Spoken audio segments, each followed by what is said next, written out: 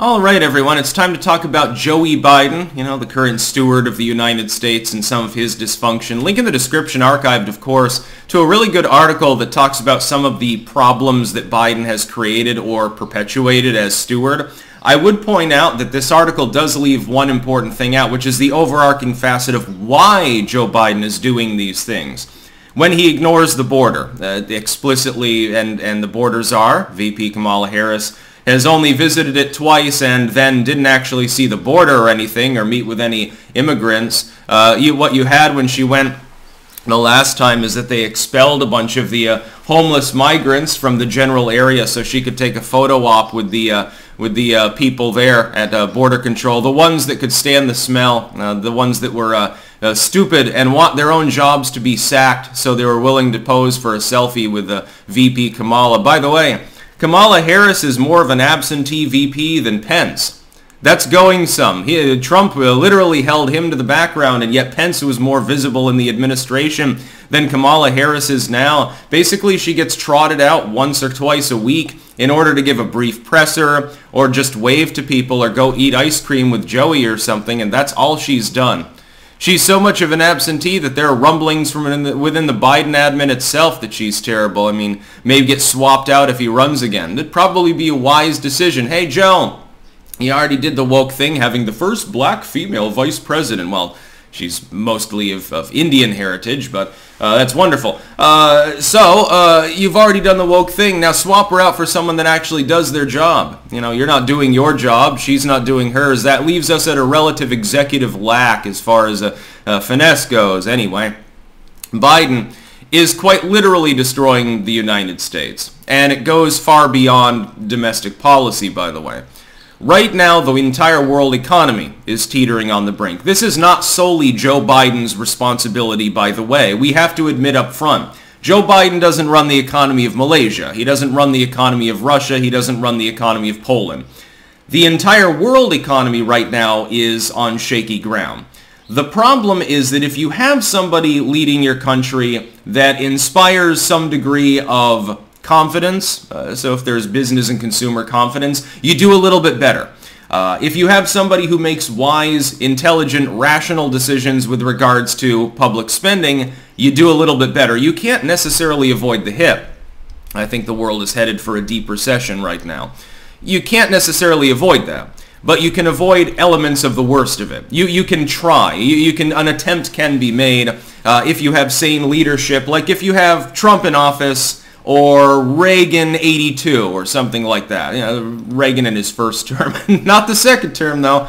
That wouldn't do so well. Similar levels of dementia, I think, by that point towards the end. If you have like an Eisenhower running things. If you have somebody with relatively sane proposals running things, someone who at least knows how to think and speak for themselves, you do a little bit better than if you have some goofball dunderhead running the show. Right now, the United States has a goofball dunderhead running the show. The problem being it's the major world economy. So if the United States has problems, like some other realm has problems, Europe or whatever, and that affects the U.S. The U.S. goes into a tailspin. That drags everyone else down, too. It's not a problem. Joe Biden, ironically, is a problem for the whole world, not just for the U.S. public. Yes, he can only make decisions directly impacting the U.S. public, generally speaking.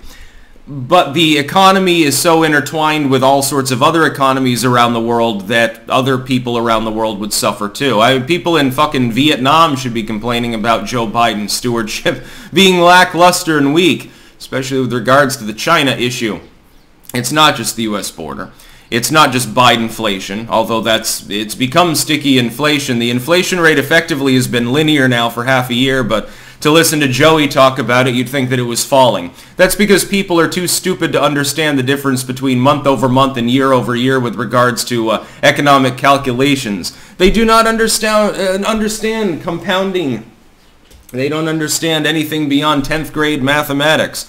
Really sad. Our schools are failing. If our schools weren't failing, then I guarantee Biden never could have been selected for his office. People would know too much about civics and basic math and accounting to have ever elected somebody like him if the population were underserved by the so-called school system, where you memorize whatever the teacher tells you to memorize. Whether it's real or not, it no longer even matters. Basic biology has been abandoned now too. along with history and everything else. Joe Biden, in the end, I don't think will absolutely destroy the United States. Here's what I think.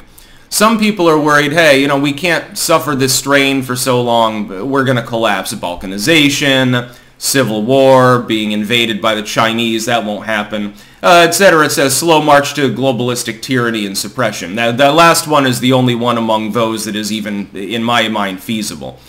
I don't think that happens in the immediate future. The United States economy does have one advantage over, let's say, Venezuela or an actual banana republic. That term, by the way, doesn't mean a tin horn dysfunctional state. What it means is that it is a state with a monocultured economy. Banana republic implies that you have one export and it's bananas. So if the banana market tanks, your nation effectively becomes bankrupt. If the banana market goes higher, then you're wealthy all of a sudden and you're buying, gold jewelry and shit. It's a monocultured economy. That's not what the U.S. has. Fully exploiting its energy resources alone, the United States is a major agricultural exporter, a major potential energy exporter, although Joe is destroying that. That's literally talked about in this article. We have all sorts of resources. We have fucking minerals, we have lumber, we have steel, we have uranium, we have oil, we have gas, we have coal. It goes on and fucking on. It's a lot of resources. We run a substantial proportion of an entire continent, for example.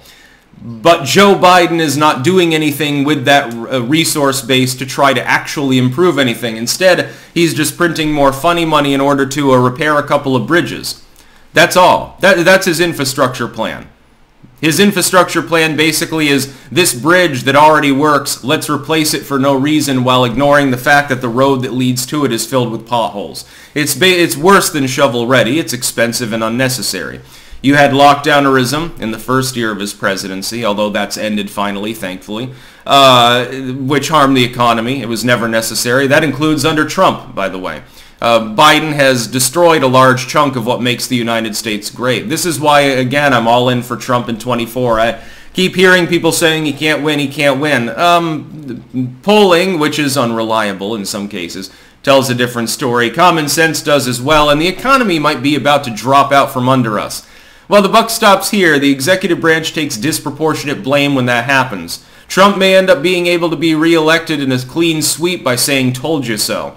We'll see what happens. So right now, basically, Joey the Steward's operative strategy seems to be just pump the economy full of fumes and hope that it stays afloat for the next 18 months. We'll see if it actually succeeds, given the fact that the Fed is semi-independent from his willpower. Be funny if they deliberately undercut him. They trigger a depression on purpose just to shove him aside because they don't like him. Unfortunately, unlikely to happen. That's about all. Peace out.